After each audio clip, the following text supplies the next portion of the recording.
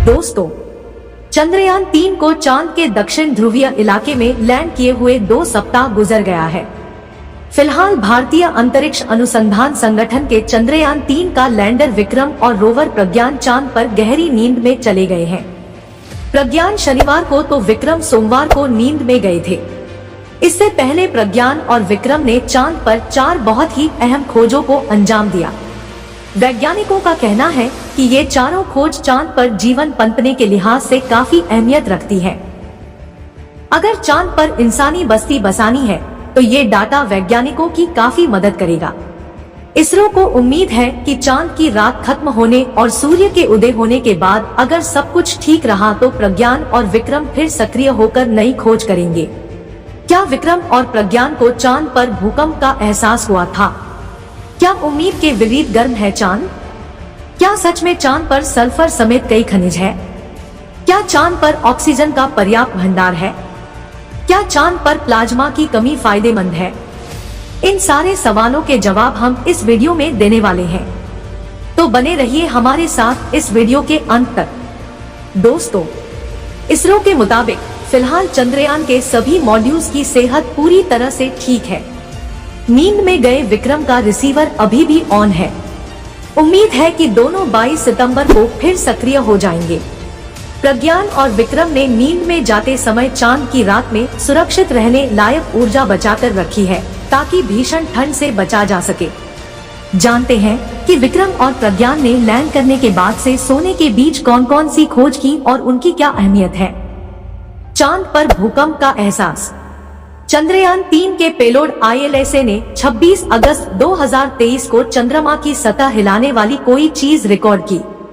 इसरो अब ये पता लगाने की कोशिश कर रहा है कि चांद की सतह किस कारण कांपती है।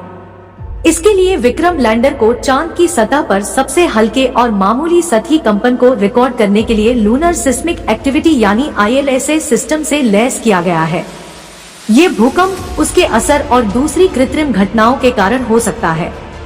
दूर जा रहे प्रज्ञान रोवर के कंपन को मापने के बाद ILSA को कुछ अजीब प्राकृतिक कंपन का पता चला, जो एक दिन बाद कुछ सेकंड तक चला। इसरो फिलहाल पड़ताल कर रहा है कि चांद की सतह पर यह अजीब हलचल क्यों हुई। उम्मीद के विपरीत गर्म है चांद। धरती पर चांद को हमेशा से शीतलता का प्रतीक बताया जाता है। चंद्रयान-3 के पेलोड चंद्रार्थ सरफेस थर्मोफिजिकल एक्सपेरिमेंट ने 27 अगस्त को पता लगाया कि चांद सभी की उम्मीदों से कहीं ज्यादा गर्म है। इस पेलोड ने चांद की सतह के नीचे थर्मल बिहेवियर को मापा। शुरुआती रीडिंग ने इसरो के वैज्ञानिकों को चौंका दिया। दरअसल वैज्ञानिकों को पता चला कि सूर्य की किरणों से चमकने और गर्माहट पाने वाले चांद की सतह का तापमान 50 डिग्री सेल्सियस था। वहीं मिट्टी के केवल 1 से 2 सेंटीमीटर नीचे का तापमान 60 से 70 डिग्री सेल्सियस तक था।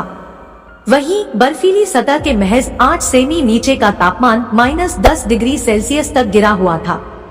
वैज्ञानिक इस 50 डिग्री सेल्सियस के अंतर का कारण जानने की कोशिश कर रहे हैं। चांद पर सल्फर समेत कई खनिज है।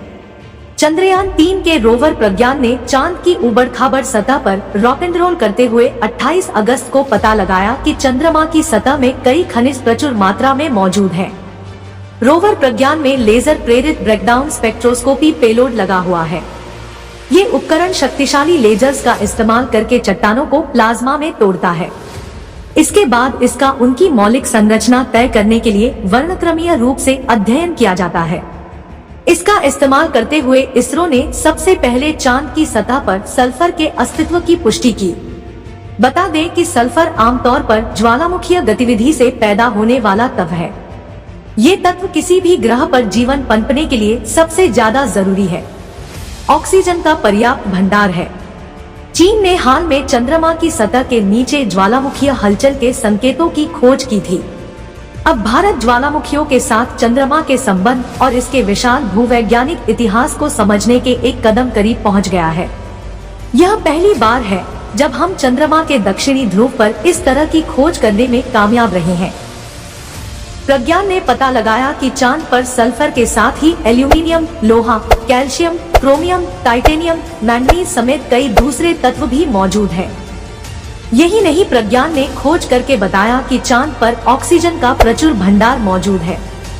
हालांकि ये गैसीय रूप में मौजूद नहीं है। इसके अलावा धरती के इस उपग्रह पर सिलिकॉन भी पर्याप्त मात्रा में मौजूद है।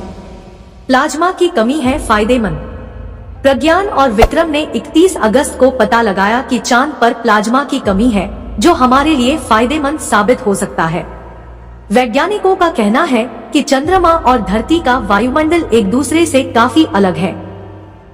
चांद के वातावरण को लेकर जानकारी की कमी हमें चंद्र अभियानों के लिए तकनीक विकसित करने में समस्या पैदा करती है।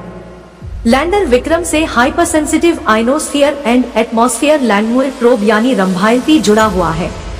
इसने दक्षिण ध्रुवीय क्षेत्र में चंद्रमा की सतह के पास प्लाज्मा का पहला इंसीटू माप किया, जिससे दिलचस्प नतीजे सामने आए। रंभाएलपी ने पाया कि चंद्रमा की सतह पर 1 टन प्लाज्मा भी नहीं है, खासकर चंद्र दिवस के दौरान।